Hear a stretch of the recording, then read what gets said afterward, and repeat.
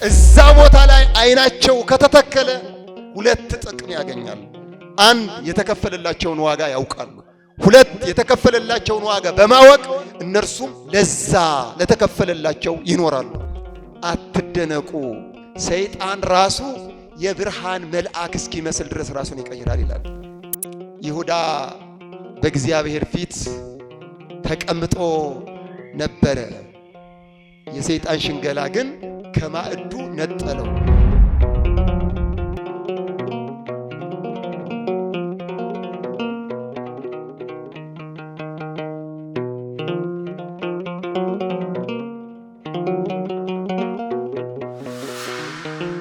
በስመ አብ ወወልድ ወመንፈስ ቅዱስ አሃዱ አምላክ አሜን። ስብሐት ለእግዚአብሔር ዘአልቦ አመኢሃሎ ወስብሐት ለሥላሴ ዘአልቦ አመኢሄሉ። ያልኖረበት ጊዜ ላልኖረ ለእግዚአብሔር የማይኖርበትም ጊዜ ለማይኖር ለቅድስት ሥላሴ ከሁሉም አስቀድሞ ክብር ምስጋና ለስም አጠራሩ ይሁንልን። እጅግ የተከበሩ አባታችን መልአከ ምሕረት ቆሞስ አባ ዜና ማርቆስ የዚህ ታላቅ ካቴድራል ዋና አስተዳዳሪ፣ የመንጋው እረኛ፣ የተከበራችሁ ሊቃውንተ ቤተ ክርስቲያን፣ መምህራነ ወንጌል በየማዕረጋችሁ እንደየሥራ ድርሻችሁ፣ የተከበራችሁ አባቶች ካህናት፣ ወንድሞች ዲያቆናት፣ የተከበራችሁ የሰንበት ትምህርት ቤት ወጣት መዘምራንና መዘምራት፣ እግዚአብሔርን ብላችሁ ቸርነቱን ፈልጋችሁ ከሩቅም ከቅርብም ተሰብስባችሁ በዚህ ቅዱስ ስፍራ ያላችሁ አባቶች፣ እናቶች፣ ወንድሞችና እህቶች ሕፃናትን ጨምሮ ሁላችሁም እንደየስማችሁ በልዑል እግዚአብሔር ፍጹም ሰላም እንደምን ዋላችሁ? እንደምን አመሻችሁ? እንደምን ስለዚህ ሰዓት ደረሳችሁ?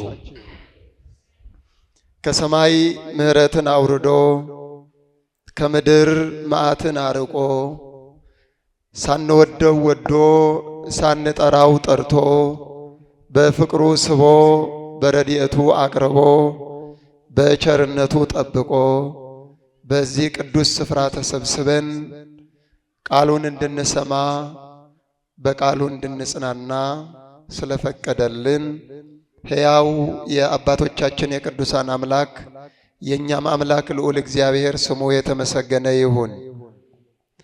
አምላክን በድንግልና ጸንሳ በድንግልና የወለደችልን ንጽሕተ ንጹሐን ቅድስተ ቅዱሳን ሰዓሊተ ምሕረት አቁራሪተ መዓት መዝገበ በረከት እናታችን እመቤታችን ቅድስት ድንግል ማርያም ስለ እናትነቷ፣ ስለ አማላጅነቷ፣ ስለ ፍጹም ፍቅሯና እናትነቷ ስሟ የተመሰገነ ይሁንልን። ቅዱሳን ጻድቃን፣ ቅዱሳን ሰማዕታት፣ ቅዱሳን መላእክት ሁሉ ክብር ምስጋና ይድረሳቸው። ወልበሱ ወልታ ጽድቅ በዘትክሉ ተቃውሞቶ ለመናግንተ ሰይጣን። የሰይጣንን ሽንገላ መቃወም በምትችሉበት የእግዚአብሔርን ዕቃ ጦር ልበሱ። የሐዋርያው የቅዱስ ጳውሎስ መልእክት ወደ ኤፌሶን ክርስቲያኖች የተጻፈ መልእክት ምዕራፍ 6 ቁጥር 10 ላይ በዚህ ቃል ውስጥ ከምናገኘው ሐረግ የሰይጣንን ሽንገላ መቃወም የሚል ነው።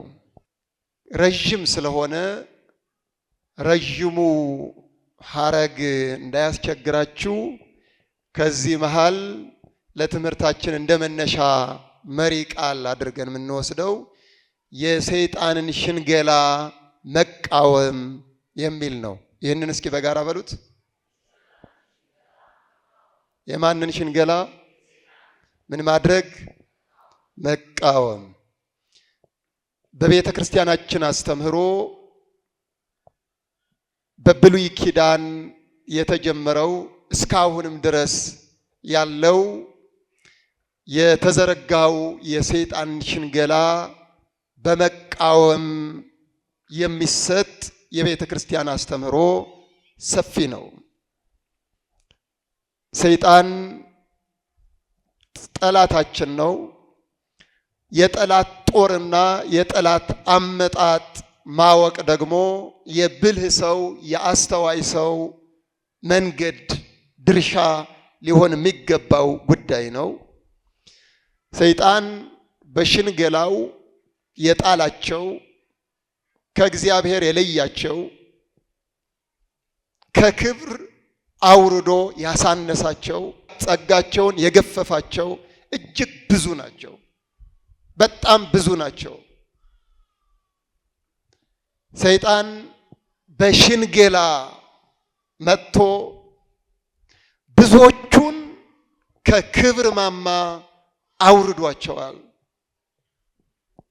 ስለዚህ አሁን ያለው ትውልድ ደግሞ በብርቱ የመንፈሳዊ ሕይወት ሰልፍ ውስጥ እየተጓዘ ነው ያለው። ስለዚህ ሰልፈኛ ጦረኛ ወታደር የጠላቱን አመጣጥ ያውቃል። የጠላቱን አመጣጥ አውቆ ለሚመጣበት የጠላቱ ኃይልና መገዳደር ዝግጁ ይሆናል። እኛ የኢትዮጵያ ኦርቶዶክስ ተዋሕዶ ቤተ ክርስቲያን ትጥቃችን፣ ጦራችን የእግዚአብሔር ቃል ነው። የማን ቃል ነው? የማን ቃል ነው? የእግዚአብሔር ቃል ነው። ስለዚህ እንደዚህ መሬት ላይ ተቀምጦ መማር የእግዚአብሔርን ዕቃ ጦር መታጠቅ ነው። በጣም እድለኞች ነን ማለት ነው። የሰይጣን ሽንገላዎች በርካታ መገለጫዎች አሏቸው። ሰይጣን በሽንገላው የጣላቸው ደግሞ በርካታ ሰዎች አሉ። በቅደም ተከተል እንዘርዝር ብንል ሰፊ ነው፣ ጥልቅ ነው። አካሄዱ፣ አመጣጡ የሰውን ስሜት ነካክቶ ነካክቶ ነካክቶ ጠቃሚ መስሎ ለኛ የሚበጅ ነገር አስመስሎ ያቀርብና በሽንገላ ብዙ ስራዎችን ያሰራል። ሰው ሸንጋይ ነው የሚባለው ምን አይነት ሰው ሲሆን ነው? ምን አይነት ሰው ሲሆን ነው? ሸንጋይ ማለት በሌላ ቋንቋ አታላይ ማለት ነው። የአንደበቱ ንግግርና የልቡ አንድ ሳይሆኑ ሲቀር ለአንቺ የሚነግርሽ ሌላ ነው፣ እሱ የሚሰራው ሌላ ነው። ለአንተ የምትነግርህ ሌላ ነው፣ እሷ የምትሰራው ሌላ ነው። ስለዚህ ሊጥላችሁ እያሰበ ወጥመድ እየዘረጋላችሁ በሽንገላ ቋንቋ እናንተ ገደል አፋፍ ላይ እስክትቆሙ ድረስ ያባብላችኋል። ቅዱስ ጳውሎስ ይህንን ቃል የጻፈው ለኤፌሶን ክርስቲያኖች ነው። ለኤፌሶን ክርስቲያኖች የተጻፈው መልእክት ሁለት ዓላማ ነው ያለው።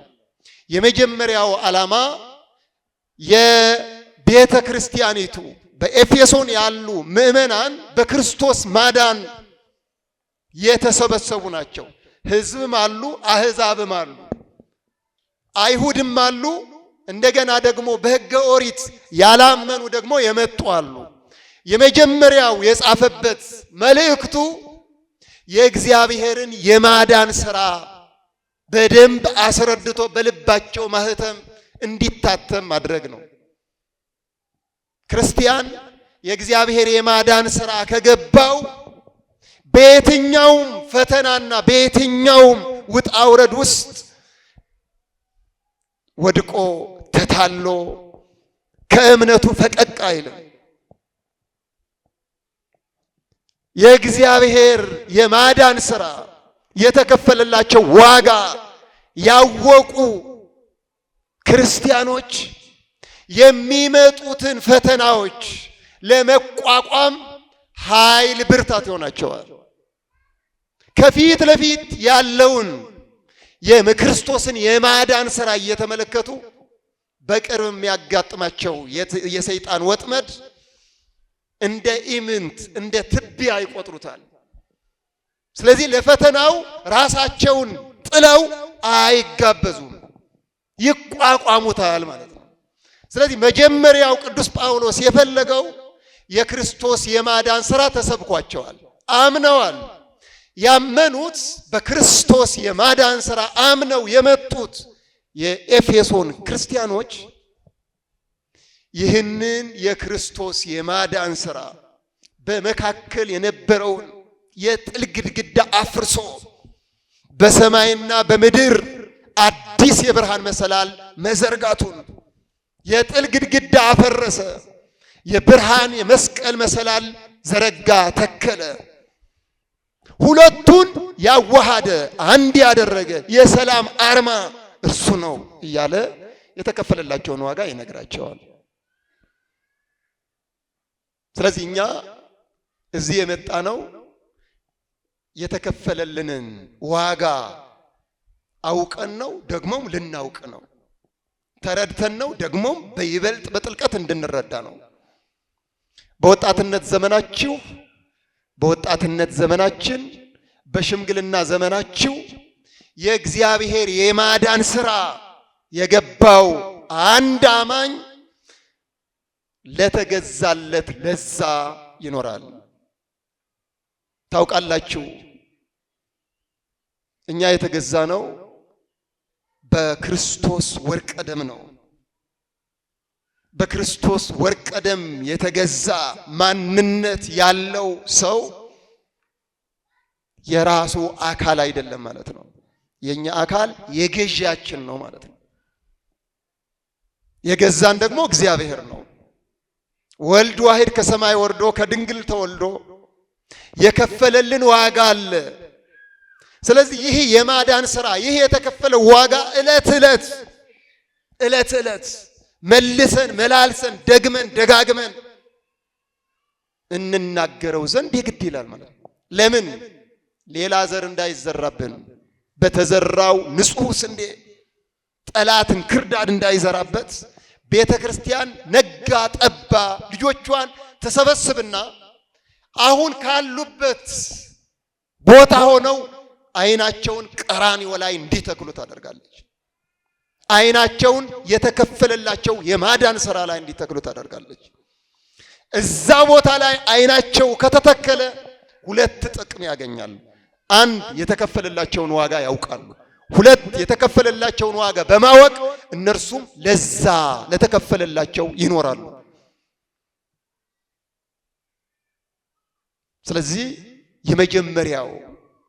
የመጀመሪያው ልንረዳው ልናውቀው የሚገባው ጉዳይ ከዓይናችን ብሌን ሊጠፋ የማይገባው ጉዳይ የክርስቶስ የማዳን ሥራ ነው።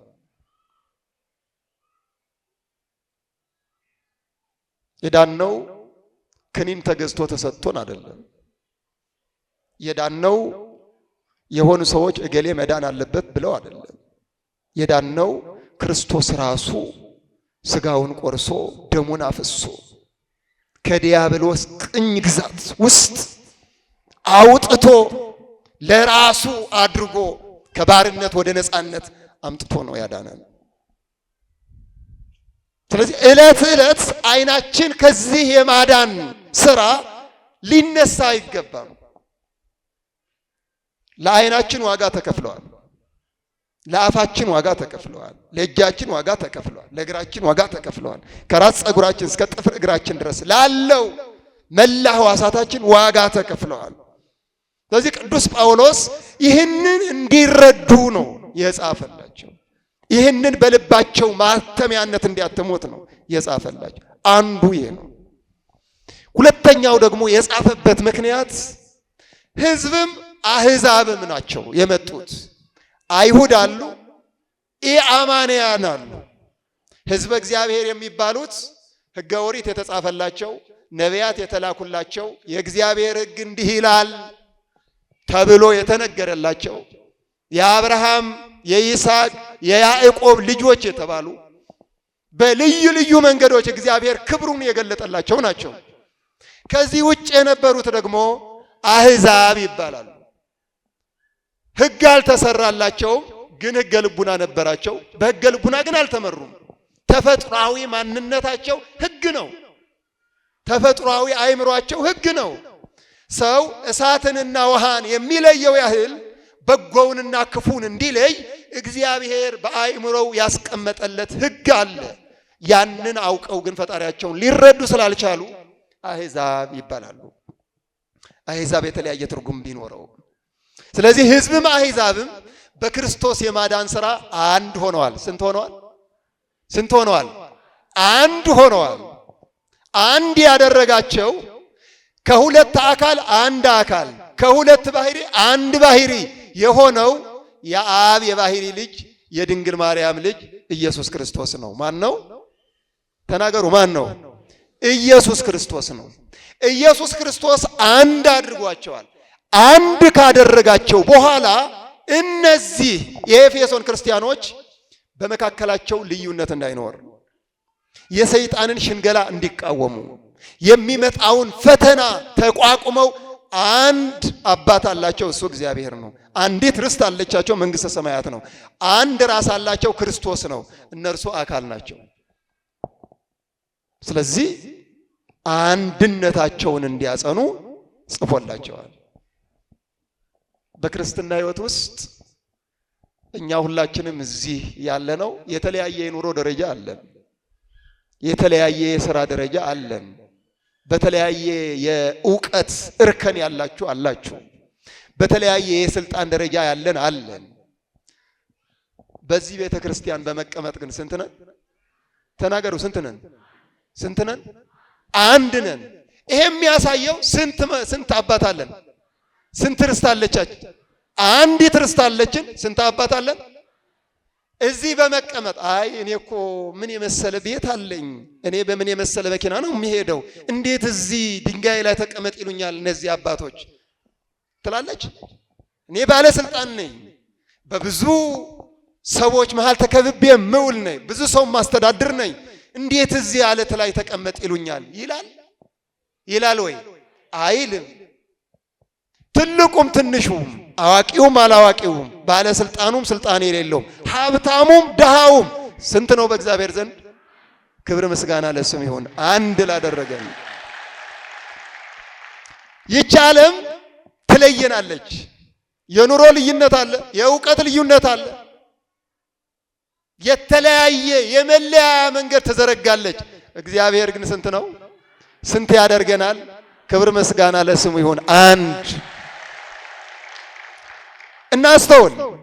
በክርስትና ሕይወት ውስጥ ያለፈ አንድ ኦርቶዶክሳዊ የሚያምነው እግዚአብሔርን ከሆነ የሚያምነው የተከፈለለትን ዋጋ ከሆነ የክርስቶስን የማዳን ሥራ ከሆነ የሚመጣው ወደዚህ አንድነት ነው። እግዚአብሔር ከላይ ሆኖ ሲያየን አንዳችን ወዶ አንዳችን ይጠላል? ይጠላል ወይ? ከጥሩ ጥሩ ቤተሰብ የምትሉት እንደ ሰውኛ ጥሩ ቤተሰብ መጥፎ ቤተሰብ የለም በተፈጥሮ። ግን እኛ ነገሌ እኮ ከጥሩ ቤተሰብ ነው የተወለዱት ከሀብታም ቤተሰብ ነው የተወለዱት ብለን እንላለን። እግዚአብሔር እንደዛ ይላል? ይላል? አይልም። እግዚአብሔራዊ ማንነት ሲኖረን ሁሉንም በእኩል የሚያይ የተኳለ እግዚአብሔራዊ ዓይን ይኖረናል፣ ማስተዋል ይኖረናል። ስለዚህ ምን እንሆናለን? ከፍ ያለውን የተሰጠንን የተዘጋጀልንን የእግዚአብሔርን ክብር ስንመለከት ስናይ አባቴ እግዚአብሔር ለክፉም ለደጉም ለሚያምነውም ለማያምነውም ለሚያመልከውም ለማያመልከውም ለጻድቁም ለኃጥኡም ፀሐይ ያወጣል፣ ነፋስ ያወጣል፣ በጋንና ክረምትን ያፈራርቃል፣ ጨለማንና ብርሃንን ያፈራርቃል፣ ሁሉንም በእኩል ሳይለይ ይመግባል። ስለዚህ እኔም እገሌ ወንድሜ ነው፣ እገሌ ጠላቴ ነው፣ እገሌ የኔ ዘር ነው፣ እገሊት የኔ ዘር አይደለችም ብዬ በቋንቋ እንዳልመካ በቋንቋ ሰውን እንዳልለይ በዚህ ምድራዊ እሳቤና ስጋዊ ፈተና እንዳልፈተን እግዚአብሔራዊ ዓይን ተገጥሞልኛል ይላል ማለት ነው። በዚህ ምክንያት ነው የጻፈላቸው። ከዚህ የተነሳ ምዕራፍ 6 ነው ያለው። በስድስተኛው ምዕራፍ ቁጥር 10 ጀምሮ ያለው ቃል ደግሞ እናንተ ወንድሞች እንግዲህ ይላል። እንግዲህ የሰይጣንን ሽንገላ መቃወም እንድትችሉ የእግዚአብሔርን ዕቃ ጦር ልበሱ። የማንን ዕቃ ጦር? የማንን ዕቃ ጦር? የእግዚአብሔርን ዕቃ ጦር። የመጀመሪያው የሰይጣን ሽንገላ እውነቱን ማጣመም ነው። ምኑን ማጣመም? እውነቱን ማጣመም። ስህተቱን ማነው? እውነት የሆነውን ስህተት አስመስሎ ማቅረብ ነው። እውነትን ማጣመም። ይሄ ኦሪት ዘፍጥረት ምዕራፍ 3 ቁጥር 1 ጀምሮ የምናገኘው ቃል ነው። እግዚአብሔር እውነት ነው። የሚናገረው ሐሰት ነው? እውነት ነው? ሐሰት? እውነት ነው። ለአዳምም ለሔዋንም የሰጣቸው መመሪያ እውነት ነው። እነሱ ከመፈጠራቸው አስቀድሞ የተዘጋጀላቸው መንግስት አለ። የተዘጋጀላቸው ርስት አለ። የተዘጋጀላቸው የእግዚአብሔር ክብር መውረሻ ጸጋ አለ። የተሰጣቸው ሕግና መመሪያ ደግሞ አለ። ያ እውነት ነው አይደለም? እውነት ነው። ከተሰጣቸው ሕግ መካከል አንዱ ይህንን አትንኩ የሚል ነበረ።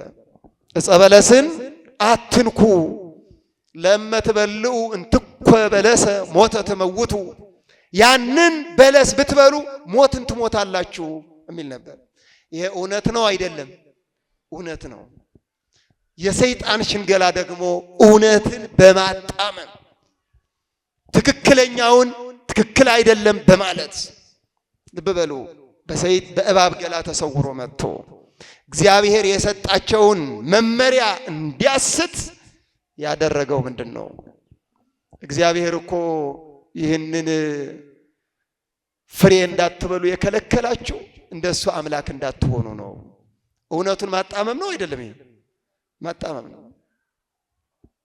ስለዚህ እውነቱ የተነገረው እውነተኛውን ቃል አምኖ ተቀብሎ እግዚአብሔር እውነት ነው፣ ከእግዚአብሔር የሚነገረው እውነት ነው፣ እግዚአብሔር ታማኝ አምላክ ነው፣ የሚነገረውም የሚታመን ነው ብሎ አምኖ እንደመኖር የሰይጣን ሽንገላ ማታለያ ተቀብለው ወደቁ። ከወደቁ በኋላ ክብራቸው ተወሰደ። ልብ እንበል።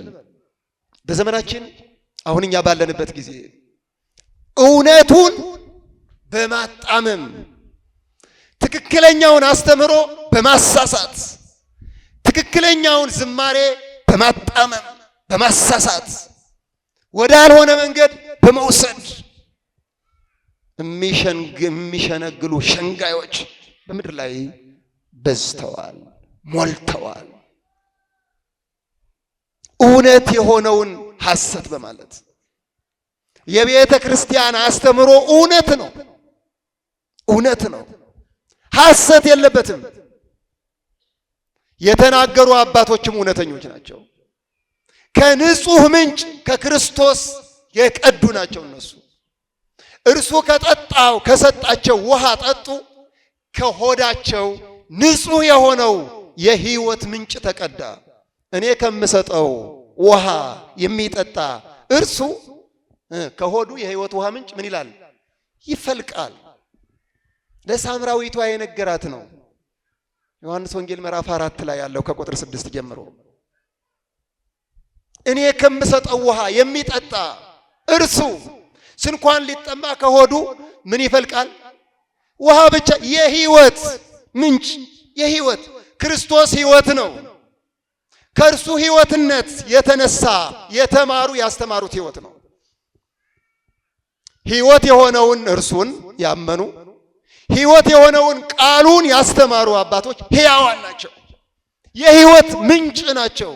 እርሱ የሕይወት ግንድ ነው፣ የወይን ግንድ ነው። እነርሱ ቅርንጫፎች ናቸው። እነሱ ምንድናቸው? ቅርንጫፎች ናቸው። እኛ ደግሞ የእነርሱ ፍሬዎች ነን። ክርስቶስ ግንድ፣ ሐዋርያት ቅርንጫፎች፣ እኛ ፍሬ። ክብር ምስጋና ለስሙ ይሁን። የደቀ መዛሙርቱ የሐዋርያት ፍሬ ሆነን ነው። ስለዚህ አንደኛ የሰይጣን ሽንገላ የሚመጣው ቅዱሳን አባቶች ከሐዋርያት ጀምሮ ያሉ መምህራን እውነተኛ ቅርንጫፎች አይደሉም ወደ ማለት ነው የሚወስደው። እነሱ ሐዋርያነታቸው በጊዜው አብቅተዋል። በምድር ላይ ሳሉ ሐዋርያት ነበሩ። አሁን ግን በቃ አብቅተዋል አገልግሎታቸው። ክርስቶስ ትናንትና የወይን ግንድ ነበረ። አሁን የወይን ግንድ ነው አይደለም? በሉ እንጂ መልሱ። ትናንትና የወይን ግንድ ነው። አሁንስ ሐዋርያት ትናንትና ቅርንጫፍ ናቸው። አሁንስ ክብር ምስጋና ለነሱ ይሁን። ቅርንጫፎች ናቸው። እነሱ አልደረቁም፣ ፍሬ አፍርተዋል። የነሱ ፍሬ ነው በዓለም ላይ ተቀጣጥሎ የቤተ ክርስቲያንን ብርሃንነት ለዓለም የታወጀው። ይህንን እውነት ይህንን የወይን ግንድነት ባልሆነ መንገድ የሚያጣምመዋል አስመስለው። ለዚህ አትደነቁ ይላል ቅዱስ ጳውሎስ። ሁለተኛ ቆሮንቶስ ምዕራፍ 11 ከቁጥር 14 ጀምሮ ተመልከቱ። በዘመናችን በእኛ ጊዜ ይላል ቅዱስ ጳውሎስ ወደፊትም በሚመጣው ዓለም ብዙ አሳሳቾች፣ ብዙ አታላዮች፣ ብዙ ሸንጋዮች ተነስተዋል፣ ይነሳሉ። ግን አትደነቁ፣ ሰይጣን ራሱ የብርሃን መልአክ እስኪመስል ድረስ ራሱን ይቀይራል ይላል። ኢያሱና እስራኤላውያን ተንበርክከው አለቀሱ። እግዚአብሔር ሆይ ከፈርዖን እጅ አስለቅቀህ ባሕረ ኤርትራን ከፍለህ 40 ዓመት ሙሉ አንድም ቀን ሳታጎድል የመገብካቸው እስራኤላውያንን በእነዚህ ሰዎች እጅ ላይ ተሰጣቸው ብለው አለቀሱ። እግዚአብሔር እርሙን ከመካከላቸው አስወግዱ አለ። የቅዱስ ሚካኤልን እውነት አይደለም ለካ ለማስባል እሱ ራሱ የብርሃን መልአክ መስሎ ጉብ ይላል። የእግዚአብሔር መቅደስ ከሆነ እናንተ ቤታችሁ እንዳይቆሽሽ ታጸዱታላችሁ አታጸዱትም? ቤታችሁ የምታጸዱትን ያህል የንጉሱ የእግዚአብሔር አካል የሆነውን ማንነታችንን እናጸዳው።